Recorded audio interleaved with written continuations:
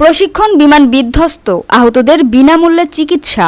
রাজধানীর উত্তরায় milestone school and college ক্যাম্পাসে প্রশিক্ষণ বিমান বিধ্বস্ত হওয়ার ঘটনায় আহত সবাইকে বিনামূল্যে চিকিৎসা দিচ্ছে সরকার। সোমবার রাতে স্বাস্থ্য ও পরিবার কল্যাণ মন্ত্রণালয় থেকে পাঠানো এক সংবাদ বিবৃতিতে এ কথা জানানো হয়। এতে বলা হয়, সব বেসরকারি হাসপাতালে ভর্তি রোগীদের চিকিৎসা সম্পূর্ণ বিনামূল্যে দেওয়ার নির্দেশনা দেওয়া হচ্ছে। যে কোনো ধরনের অপারগতায় রোগীকে জাতীয় বার্ন ইনস্টিটিউট অথবা ঢাকা মেডিকেল কলেজ হাসপাতালে পাঠানোর পরামর্শ দেওয়া হচ্ছে।